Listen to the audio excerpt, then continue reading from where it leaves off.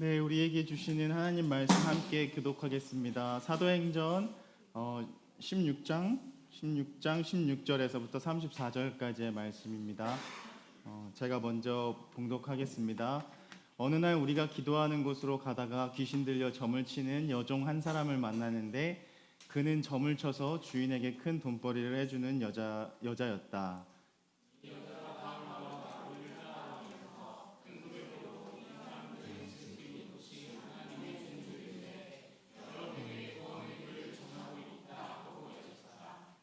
그 여자가 여러 날을 두고 이렇게 하므로 바울이 귀찮게 여기고 돌아서서 그 귀신에게 내가 예수 그리스도의 이름으로 내게 명하니 이 여자에게서 나오라 하고 말하니 바로 그 순간에 귀신이 나왔다.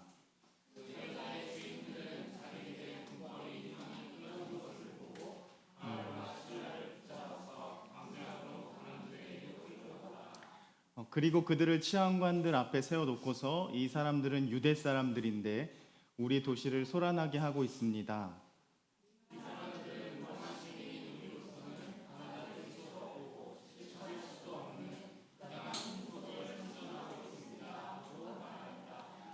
무리가 그들을 공격하는 데에 합세하였다. 그러자 치안관들은 바울과 실라의 옷을 찢어 벗기고 그들을 매로 치라고 명령하였다.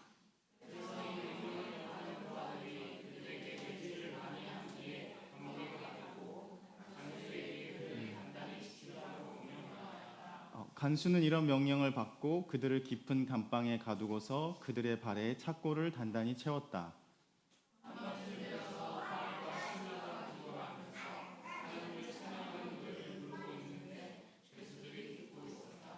그때 갑자기 큰 지진이 일어나서 감옥의 터전이 흔들렸다. 그리고 곧 문이 모두 열리고 모든 죄수의 수갑이며 착고가 풀렸다.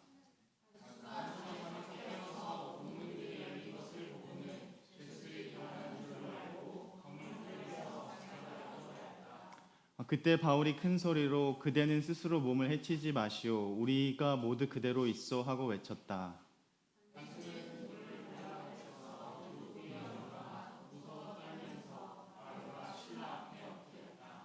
그리고 그들을 바깥으로 데리고 나가서 물었다. 두 분 사도님, 내가 어떻게 해야 구원을 얻을 수 있습니까?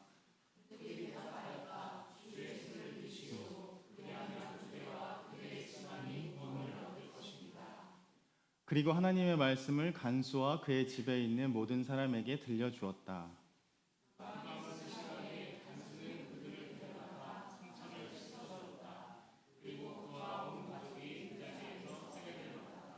함께 읽겠습니다. 간수는 그들을 자기 집으로 데려다가 음식을 대접하였다. 그는 하나님이 믿게 된 것을 온 가족과 함께 기뻐하였다. 아멘. 오늘 본문은 그 예수를 믿는 사람들을 핍박하던 사울이었지만 다마스커스로 가는 그 길에서 하나님을 만나고 그 빛을 만나고 바울이 되어서 이제는 핍박하는 사람에서 예수를 믿는 사람들을 핍박하는 사람에서 이제 예수 그리스도의 복음을 전하는 바울이 되어 선교 여행을 하는 중에 빌립보라는 곳에서 머물면서 일어난 일을 오늘 사도행전에 기록하고 있습니다. 오늘 바울과 동역자였던 실라가 이 빌립보라는 도시에 머물고 있는데 이 빌립보 도시에서 한 여인을 알게 되는데 그 한 여인은 무서워하지 마세요. 귀신에 들린 여자라고 성경에 기록되어 있어요. 그 들린 여자가 있었는데 우리가 성서 본문을 통해서 알 수 있는 것은 이 귀신 들린 여자를 통해서 이 귀신 들린 여종이었던 주인들이 많은 돈을 이 여인을 통해서 벌고 있었고 또 이 여자가 점을 치는 여자였다. 귀신에 들렸지만 점을 치는 여자여서 그 점이 신통하였기 때문에 그 도시에 사는 많은 사람들이 또 이 여인이 귀신 들렸기는 하지만 뭐 나쁘지 않다. 왜냐하면 신령한 여인처럼 우리들이 점괘가 하는 말마다 들어맞아서 조금 우리가 점 보러 간다 했을 때 그 모든 그 궁금한 것들을 점을 통해서 알려주는 여인이었기 때문에 이 도시에 하나님을 믿지 않고 살아가는 그 도시 사람들에게는 그래 그 여자 귀신 들린 여자이지만 뭐 나쁠 것 없지 우리에게 해를 끼치지는 않으니까 이렇게 살아가고 있던 이 여인을 만나는데 중요한 것은 이 여인이 계속해서 이 바울과 실라를 쫓아오면서 이 사람들이 누구인지를 알아보았다는 것. 바울과 실라가 이 사람들은 하나님의 복음을 전하는 사람들이고 뭔가 다른 사람들이라는 것을 알았다는 것이 참 흥미롭습니다.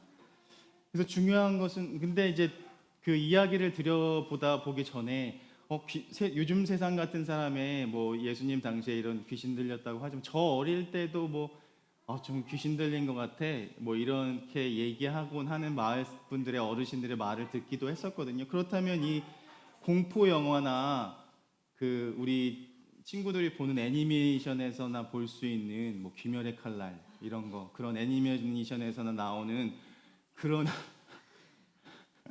그런 애니메이션에서나 나올 법한 그 귀신 이야기가 지금 2025년을 살아가는 우리의 세상에서 이게 도대체 그러면 귀신 들렸다는 게 무슨 뜻이냐라고 물어볼 수 있는 우리 분들이 계실지도 모르겠어요.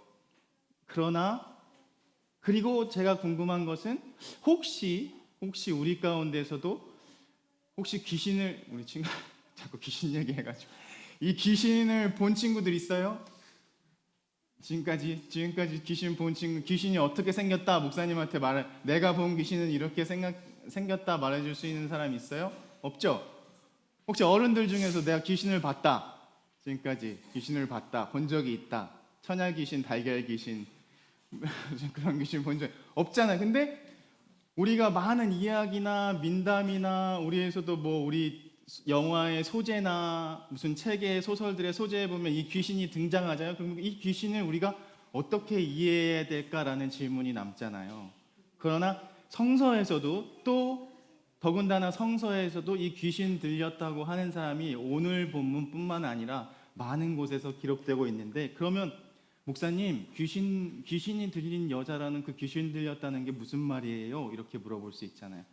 그러나 귀신이 어떤 존재이고 정말 그 귀신이 어떻게 생겼는지는 모르지만 그리고 또 이렇게 귀신이 어떻게 생긴지는 우리에게 중요한 것이 아니라 중요한 것은 이 귀신 들린 사람의 삶이 어떻게 살아가고 있었는가 그 귀신 사람들의 살아가는 그 삶의 모습을 살펴보면 그 귀신은 단지 막 무서운 모습을 하고 뭐 도깨비 같은 모습을 하고 사람들에게 해를 끼치는 그러한 모습의 존재로서의 귀신보다는 오늘 성서에 얘기하신 이 여자가 귀신 들렸다라는 의미는 뭔가 하나님의 형상대로 하나님이 우리를 창조하실 때 우리를 창조하시고 참 아름답다 보시기에 좋았다 하는 그 하나님의 형상을 잃어버리고 그 내 안의 아름다움을 잃어버리고 내가 어찌할 수 없는 그 힘과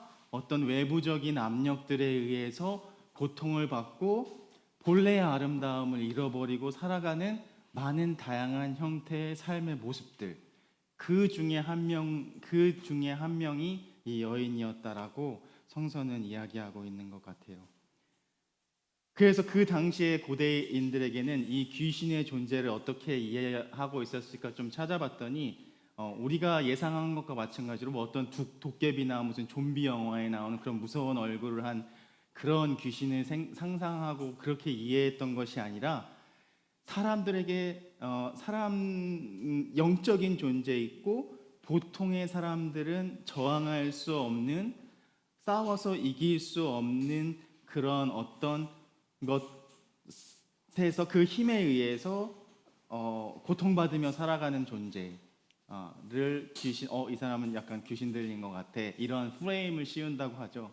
그런 프레임을 씌워서 살아가고 있었던 것 같아요. 그래서 귀신 들린 사람이란 말을 생각해 봤더니 갑자기 그 말도 생각했어요. 2년 전인가 42회 청룡영화상에서 그 뭐였죠? 영화 황정민 배우 나왔던 그 드라마 제목이 생각이 안 나는데 거기서 정혜인 배우랑 같이 시상하러 나왔다가 정혜인 배우가 옆에서 수리남에서 나온 그래서 선배님 뭐 수리남에서 배우 같아 지금 말씀하시는 게 배우 같아요. 아니, 황정민이 그 정혜인 배우 너 사탄 들렸어? 이렇게 얘기하잖아요. 그러니까 그 너 사탄 들렸어라는 말을 곰곰이 생각해 보니까 너 귀신 들린 사람 오늘 본문에서 얘기는 사탄 들렸어라는 의미는 그래서 좀 풀어서 설명해 보니까 뭔가 보통 사람으로는 이해할 수 없는 어떠한 힘에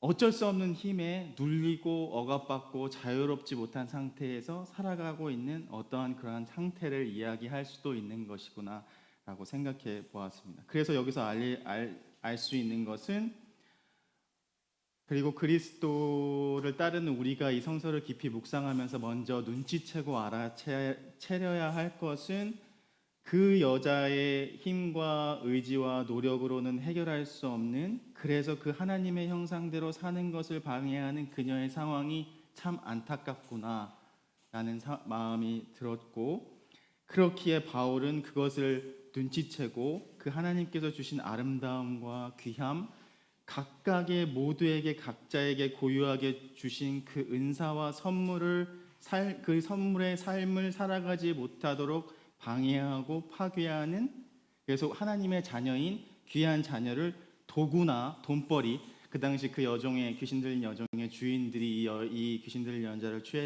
통해서 얻었던 그 돈, 도구나 수단으로 만들려는 모든 시도를 거부하는 그 자세, 태도가 우리가 그것을 거부하는 그러한 마음으로 바울과 실라도 이 여자가 귀찮게 쫓아왔어요. 처음엔 좀 귀찮게 여겼지만 그것을 알아채고 이 여자가 어찌할 수 있는 그 어둠이 있구나. 이 여자 안에 어둠이 있구나. 그래서 빛이신 예수 그리스도의 이름으로 내가 내게 명하니 이제 그 삶에서 마치 삭개오를 불려서 네가 세리장으로 살아가고 있는 그 삶에서 네 힘으로는 어쩔 수 없는 사회의 그 프레임과 평판과 손가락질과 아픔에서 이제 나오라. 그 어둠에서 나와서 빛 대신 예수 그리스도를 만나서 이제 빛의 자녀답게 그렇게 억눌려서 살지 말고 빛의 자녀답게 살아가라는 초대와 마찬가지로 그 귀신이 뭔지는 모르겠지만 그 어둠과 같은 너를 가두고 있는 그 상태에서 나와서 예수 그리스도의 복음을 만나서 이제는 예수 그리스도의 그 본래 너에게 주셨던 창조해 주셨던 그 아름다운 하나님의 형상을 회복해서 빛의 자녀로 살아가라는 그래서 나오라 얘기했을 때 그 여자에게서 귀신이 떠나고 이제 원래 이 여자가 가지고 있었던 하나님께서 허락하신 그 아름다움과 그 여인 스스로의 존재를 발견해낸 사건이 일어난 오늘의 본문입니다. 그러나 놀랍게도 그 이후에 진행되어지는 이야기를 보면 이제 그 귀신에 들렸던 여인에서 변화돼서 이제 새롭게 치유된 이 여인을 보며 이 여자를 돈벌이의 수단으로 생각했던 그 주인들과 그 여인들로 인해서 적지 않은 유리함 뭐라고 표현할까? 적지 않은 그 여자가 있어서 나쁘지 않아. 그 말에 사니까 나쁘지 않아. 우리에게 점을 쳐주니까 나쁘지 않아. 그렇게 살아가던 사람에게는 자신들이 이 여자를 도구와 수단으로 생각해서 살아가던 그 이익과 어드밴티지가 없어지니까 그 반응이 이렇죠. 사도행전 16장 19절에 보면 그 여자의 주인들은 자기들의 돈벌이 희망이 끊어진 것을 보고 바울과 실라를 붙잡아서 광장으로 관원들에게 끌고 갔다. 그녀를 억압하던 그 어둠, 그 귀신의 힘에서 자유하게 된 그 상황을 그래 이게 맞지라는 응답이 아니라 분노했다는 것이 놀랍습니다.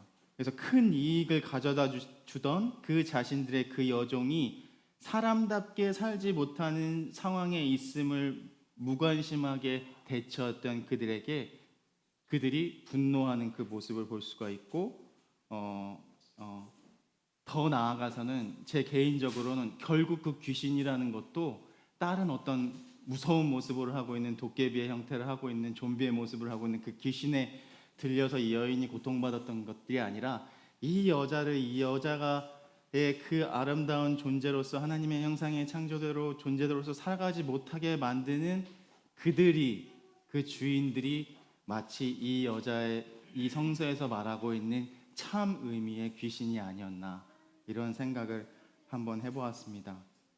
그렇기에 바울에 의해서 그녀가 원래의 모습으로 회복되었음에도 당연히 주인들은 기쁘지가 않았고, 그들에게 그녀의 종은 단지 사람, 어떤 하나님의 형상대로 창조받은 사람, 주처적인 삶을 사는 존재가 아니라 그저 그들의 돈벌이의 도구였기 때문에, 그래서 이름도 기록되지 않는 그 여인은 또 수단으로 살아야 했기에 참담한 현실을 보여주기 위해서 이 사도행전 저자는 그 이름도, 이 귀신 들렸다는 여자의 이름을 밝힐 만도 한데, 제가 생각하기에는 의도적으로 그 여인의 이름도 밝히지 않는 고 있지 않나라는 생각을 해보았습니다.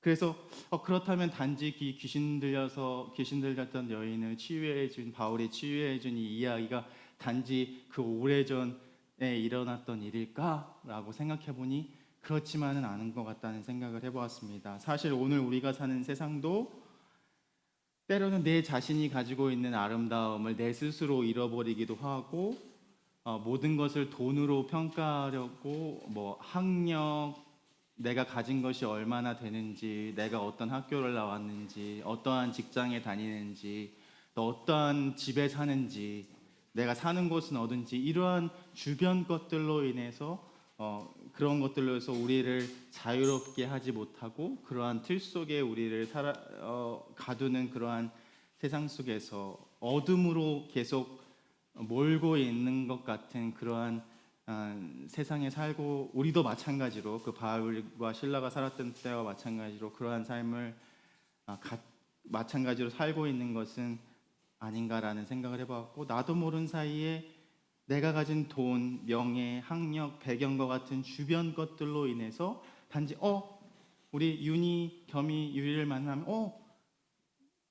어디 초등학교 다니지 우리 윤희는? 삼양초. 그래, 나는 네가 삼양초등학교 다녀서 너무 좋아. 삼양. 난 네가 삼양초등학교 다녀서 너무 좋아. 그리고 나는 네가 축구를 잘해서 너무 좋아. 그리고 네가 돈이 100만 원이 있어서 너무 좋아. 돈이 나보다 더 많은 돈을 가지고 있어서 너무 좋아. 그래서 내가 윤이랑 겸이를 사랑한다면 그거 좀 이상하지 않니? 만약 내가 윤이랑 겸이를 사랑한다면 나는 그냥 하람이 여기 있지만 우리 필립이 태어 허연이라는 사람이 그냥 허연 목사님이니까 좋은 거지, 목사님이 이래서 좋고 목사님이 이래서 좋은 게 없잖아요. 그 사랑에는 이유가 약간 동의를 안 하시는 분들도 있는 것 같은, 그렇잖아요. 그런 거 마찬가지로 우리가 가진 돈이나 명예나 학력이나 배경과 같은 것 때문에 너는 참 아름답다고 얘기하고 존귀하다 여김을 받는다면 그건 좀 이상한 거 아닌가라는 생각을 한번 해보았습니다. 그래서 하나님이 그렇게부터 말씀해 주신 하나님의 성품과 그 형상으로 창조된 나라는 그 귀한 존재, 세상의 어느 곳과도 다른 귀하게 특별하게 창조된 귀한 존재라는 사실을 우리 스스로도 잃어버리고, 또 다른 세상이 이야기하는 그러한 손가락질이나 그러한 것들에 의해서, 다른 힘들에 의해서 그런 것들을 잃어버리고 살아가면 안 되겠다라는 생각들을 해보았고, 그래서 그 여인의, 그 귀신 들렸던 그 여인의 주인들이 바울과 실라를 고발했고, 또 그 마을 사람들이 분노했고, 결국 바울과 실라는 감옥에 갇히고 말게 되는 그러한 이 이야기가 이어지고 있고, 그래서 결국 오늘 본문의 그 뒤에 이 이야기를 계속 보면 결국 이들이 바울과 실라를 옥에 가둔 것은 그 바울과 실라가 어떤 잘못이 있었다기보다는 예수 그리스도의 빛을 마주하고 그 어둠에 살던 그 여인이 자신이 누군가를 알게 되고 이제는 더 이상 그 어둠에 살지 않게 되는 것을 보고, 또 그 빛을 마주하게 된 그 어둠을 살아가는 사람들이, 그 어둠을 강요하던 사람들의 부끄러움이 드러나게 되자 그 부끄러움을 참을 수 없던 사람들이 결국은 그 한 방편으로 죄가 없는 바울과 실라를 옥에 가두는 그러한 이야기가 전개되는 것을 볼 수가 있어요.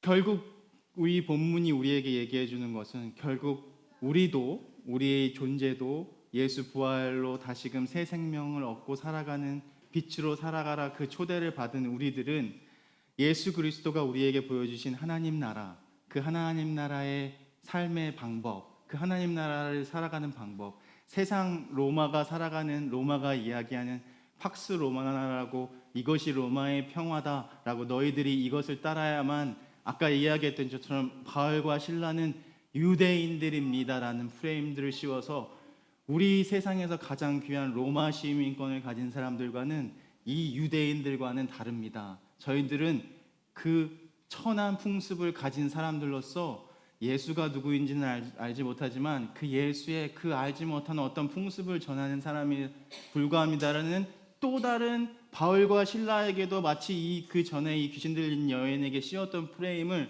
똑같이 바울에게 씌워서 이 사람들은 유대인이고 이 사람들은 우리와 출신이 같지 않고 배경이 다르고 학력이 다르고 그래서 우리와는 다릅니다라는 프레임을 씌워서 우리가 지난주에 나누었던 말씀과 생각해보면 하나님 아버지에서 예수 그리스도에서 하나가 되게 하는 성령 안에서 우리는 하나입니다. 그러므로 우리가 하나이니 서로 사랑해야 됩니다라는 그 하나님 나라의 법과 정반대되는 어떠한 이유와 이름표를 붙여서라도 유대인, 사마리아인, 죄인, 우리와 다른 배경과 출신이 다른 어떠한 딱지를 불러서라도 그들과 나를 구별해서 그들을 통해서 내가 이익을 받고 살아가려는 시도를 거부한다. 하나님 나라의 법은. 이거를 오늘 사도행전은 이야기 하려고 하고 있는 것 같습니다. 그래서 제1세기 신앙 공동체 초기 기독교 공동체 안에 예수를 믿는다는 것은 그렇기 때문에 값없이 생명을 주는 나라이며 내가 어떠한 일을 했기 때문에 어떠한 노력을 했기 때문에 어떠한 배경이나 출신 배경이나 로마 시민권을 가지고 있기 때문에 어떠한 특별한 지위를 가지게 되었기 때문에 내가 그 하나님의 은혜를 누리게 되는 것이 아니라 오로지 하나님의 전적인 은혜와 사랑과 구원의 의지를 통해서 값없이 생명을 주는 나라이고 그 하나님 나라는 그 누구든지 그대로 지금 있는 보여지는 존재로서 받아들여지고 그것 때문에 축복받을 수 있고 무엇 때문에가 아니라 우리이기 때문에 사랑하고 그렇기 때문에 우리 한 사람 한 사람이 너무 그 자체로 아름답고 그렇기 때문에 당연히 우리의 존재를 그 아름답게 하나님의 형상대로 창조된 그 존재를 이용하려고 도구화하려고 수단으로 이용하려는 그러한 모든 세상의 힘과 시도에 우리는 저항한다라는 것이 하나님 나라 복음의 하나님 나라를 살아가는 사람들의 법이다라고 이제 계속해서 초대교도 사도행전에 보면 그래서 계속해서 부딪히고 계속해서 옥에 갇히고 계속해서 매질을 당하고 고문을 당하고 왜냐 세상의 법과는 다른 법을 계속해서 이야기하기 때문에 그래서 결국 예수를 믿는다는 것은 예수를 그리스도를 통해 부활한 예수 그리스도 통해 이제 그 하나님 나라가 이미 우리 안에 시작되었다는 믿음으로 살아가는 것. 그래서 하나님 나라를 내 삶의 방향과 가치관으로 삼는 신앙으로 살아가게 되면 결국 세상에서 씌우는 모든 그러한 이름표들이 그러한 프레임들이 상대적인 것으로 여겨질 수밖에 없고 세상이 아무리 나를 볼품없다고 이야기하고 너는 대단하지 않다고 이야기해도 내가 가진 것이 없어도 기쁠 수가 있고 나에게 주어진 그 삶을 감사함으로 살아가게 될 수 있는 그 하나님의 은혜와 감격을 체험하게 된다는 것. 그래서 이제는 내 힘과 혹 그 하나님 나라를 그렇게 살아가는 일이 가진 것이 없어도 내가 똑똑하지 않아도 하나님 나라를 기쁨으로 그 축제에 참여하는 하나님 나라의 백성으로 이 로마의 시민이 아니라 하나님 나라의 백성으로 살아갈 수 있는 일이 힘들다고 한다면 예수 그리스도가 약속한 성령을 너희에게 보내줄 테니 갈라디아서 5장 22절 23절의 말씀대로 오직 성령이 너에게 임하시면 성령의 열매는 사랑과 기쁨과 평화와 오래 참음과 자비와 선함과 충성과 온유와 절제로 이 성령님께서 너희를 도와서 하나님 나라의 백성으로 살아가게 하는 이 하나님 나라의 법을, 세상의 법은 그 갈라디아서의 표현으로 말하면 세상이 막을 방법이 없을 것이다. 그래서 그렇게 얘기해요. 세상의 법이 이 하나님 나라의 법을, 그 어둠의 법이 이 예수 그리스도의 하나님 나라의 빛의 법을 도저히 막을 방법이 없을 것이다. 그러니 비록 힘들지만, 팍스 로마나 세상에 살아가는 너희들이 힘들지만, 그리스도인으로 살아가는 것이 힘들지만, 그렇기 때문에 소망을 잃어버리면 안 돼 라는 그 말을 계속해서 주고 있는, 그래서 우리의 모든 소망은 예수 그리스도에 있다고 고백하는 것이 우리 하나님 나라의 삶이고, 그래서 그 예수 그리스도 안에 있게 되면 우리 안에 있는 모든, 어떤 어둠인지 모르겠지만 그 어둠이 도망가게 하시고, 그 어둠이 도망간 자리에 비추게 하시고, 그리고 그 예수 그리스도의 빛이 비추시니 그 빛 안에서 모든 것이 드러날 때 그 드러난 모든, 하나님께서 창조한 모든 것들이 아름답다고 말해주시는 그 예수 그리스도가 또 우리와 함께 계시니 우리가 소망을 가지고 있을 수 있고, 이 하나님 나라의 비밀을 먼저 깨달았던 바울과 실라가 그렇기 때문에 지나가는 곳곳마다, 그 시간마다 하나님 나라의 사건이 일어났고, 그 예수 그리스도의 이름으로 이름하자 불쌍한 여인을 짓누르던 귀신도 쫓겨났고, 그래서 보다 정확히 말씀드리면 저는 이 귀신 들린 여인, 어둠에서 살고 있었던 여인, 그 어둠이 물러나자 세상의 어둠이 하나님의 빛을 만나게 되자 그 어둠이 그 빛을 이기지 못하였다. 뿐만 아니라 그 뒤에 이야기도 나오지만 바울이 갇혔던 그 감옥과 어두웠던 감옥과 간수장의 그 집에도 복음을 알지 못하고 상징적인 의미로 어둠 속에서 살아가던 그들에게도 예수 그리스도의 이름을 통해 구원을 얻는 그 집이 온 집안이, 뒤에 우리가 함께 읽을 말씀 보면 마지막 절에 그 온 집안이 예수 그리스도를 믿고 기뻐하였다라고 기록되어 있는 것처럼, 이 예수 그리스도의 빛 안에 살아가게 되면 우리가 살아가는 시간과 장소와 삶의 자리에 상관없이, 예외 없이 우리의 삶을 짓누르는 그 어떤 부정적인 힘과 우리를 가두는 힘들을 벗을 수 있게 되고, 나를 발견하게 되고, 그 빛을 통해서 여러분을 발견하게 되고, 여러분이 얼마나 아름다운 존재인지를 발견하게 되고, 그 아름다운 우리 하나님의 형상을 회복할 때 그 안에서 하나님 나라의 비밀을 발견하게 되고, 그 하나님의 나라의 비밀대로 살아가는 우리들은 하나님 세상의 기쁨이랑 다른, 그 당시에 사람들이 볼 때 예수를 따르는 그리스도인들은 뭔가 좀 이상한 사람들인데, 뭔가 하나님 나라의 비밀대로 살아가는 축제의 삶을, 그 기쁨과 그 빛의 삶을 살아가는, 가진 것이 없는데 기뻐할 수 있을까? 어떻게 저렇게 배운 게 없는 그 갈릴리 출신들이 저렇게 담대할 수 있을까? 도대체 저 사람들은 뭐에 씌였길래, 귀신에 씌였을까? 뭐에 씌였길래 저렇게 살아갈 수 있을까? 그렇게 사람들이 생각했었던 것과 마찬가지로 우리 주위에도 그 어둠 때문에, 수많은 어둠 때문에 연약한 마음들이 무너져 내리고, 나의 힘으로는 어쩔 수 없는 상황들 때문에 가슴 아파하고 주저앉아 울고 있는, 혹은 제가 육지에 다녀왔는데 목요일 금요일, 그래서 어저께 저녁에 집에 다녀왔거든요. 주저앉아서 울고 있는, 혹은 그 만난 분들 중에 그런 분들이 계시더라고요. 이제는 목사님 제가 울 힘도 없어요 라고 얘기하는 분 만났거든요. 그래서 내가 기도할 힘도 없고요, 이제는 어떻게 기도해야 될지도 모르겠고요, 이제는 어떻게 울고 싶은데 눈물도 안 나올 정도로 힘들어요, 어떻게 해야 돼요? 라고 얘기하는 사람, 제가 무슨 말, 맨날 하나님이 기도하겠습니다. 그래서 무슨 말을 해야 될까, 그 말이 떠나지 않더라고요. 육지에 가서 그 말이, 그 울 힘도 없고 기도할 수 없는 사람들에게 우리는 어떠한 소망을 전해 주어야 하는 것일까?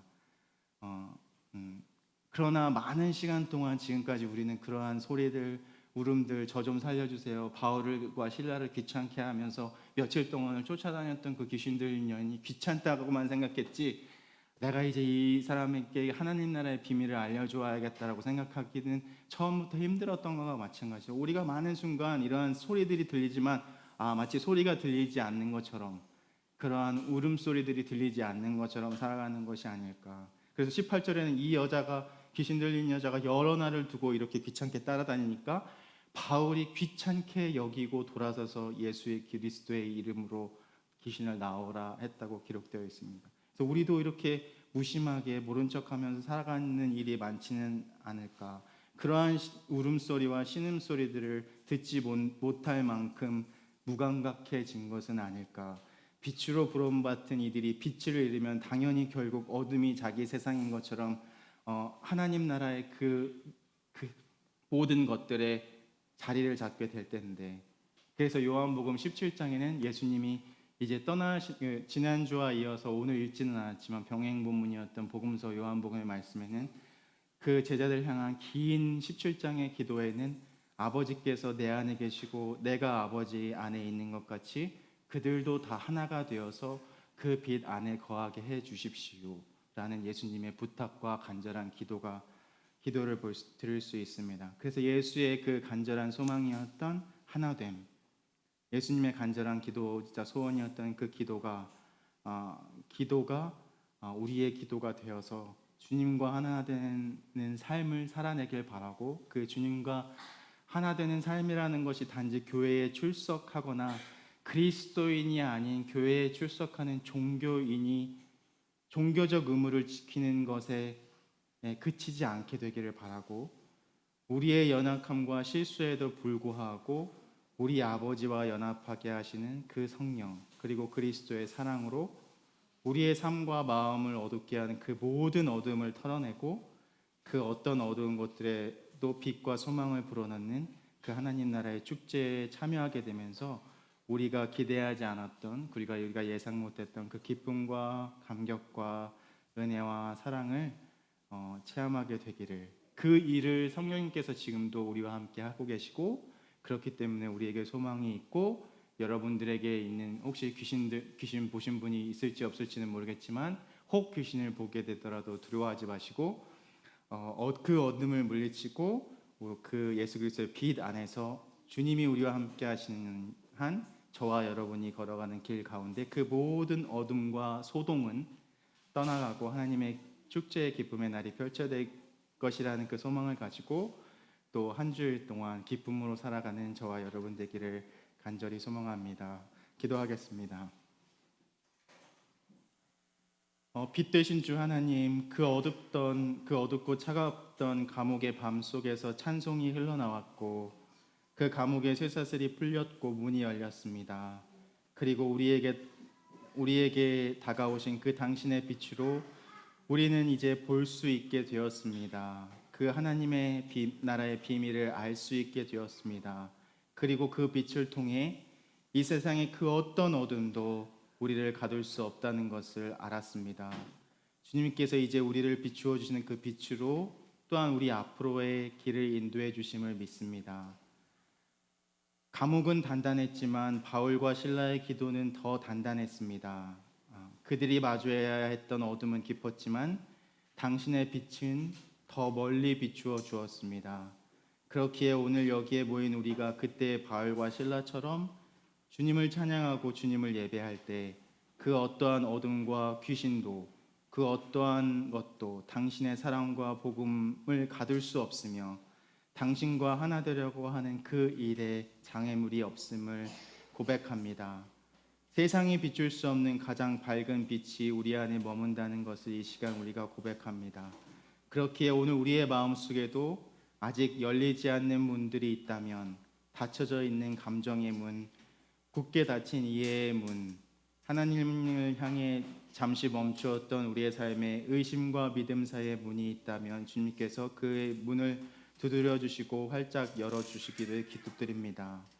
우리의 삶 속의 조용한 침묵 가운데에서도 또한 크게 울려 퍼지는 찬양 가운데에서도 주님, 그 모든 우리의 삶의 곳곳에 시간과 장소에 당신의 빛이 환하게 비추기를, 그리고 주 하나님께서 우리 안에 충만하게 머무시는 그 은혜와 감사로 하루하루 살아가게 되기를 기도합니다. 구원은 큰 천둥과 폭풍 소리가 아니라 그 간수장과 마찬가지로 등불을 밝혀들고 당신에게로 달려갈 때 알 수 있다는 것을 이제 우리가 알았습니다. 주님, 이제 우리가 머무는 곳마다 어두움이 등을 돌리고 이제 우리가 머무는 곳마다 빛이 조용히 그러나 밝게 비추어 당신의 사랑과 은혜와 감격과 기쁨이 우리 삶에 충만하기를 소망합니다. 또한 그 빛이 우리 안에서 우리의 삶 속에서 아름답게 하나이며 하나인 동시에 각각으로 아름답게 다양한 빛으로 이 세상 속에서 빛이 되기를 기도드립니다. 기도하기는 또 우리 이음의 식구들 안에 몸과 마음이 지치고 몸과 마음의 연약함으로 힘들어하고 있는 식구들을 위해서 기도합니다. 우리 코로나로 힘들어하고 있는 준현 형제, 정희 자매, 가정, 우리 찬이 주의 기억해 주시고, 또 오랜 동안 우리가 알고 있는 우리 지웅 형제의 자리를 털고 일어나 우리 함께 예배하는 시간이 속히 오게 하시고, 우리가 알지 못하는 우리와 관계되어 있는 모든 가족들, 식구들, 이웃들, 친구들, 그 알 수 없는 기도의 제목들 주님께서 들어주시고, 주님께서 치유해 주시고, 주님께서 회복해 주시고, 주님이 함께 하시기를 기도드립니다. 그 우리가 아뢰지 못한 모든 기도들도 주님께서 먼저 하시고 우리와 함께 해주실 믿으며 주 예수 그리스도의 이름으로 간절히 기도드립니다. 아멘. 이 시간 함께 찬양, 다시 밤이 없겠고 찬양 함께 드리겠습니다.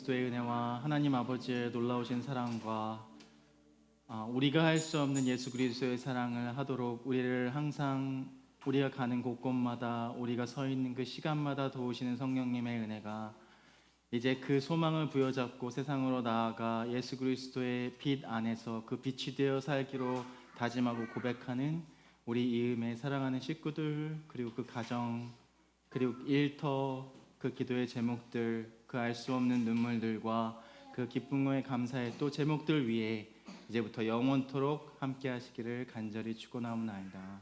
아멘.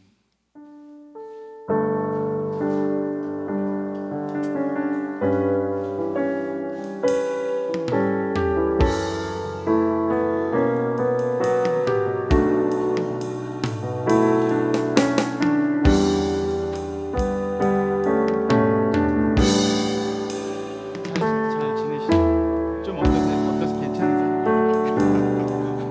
식사 잘하시나요?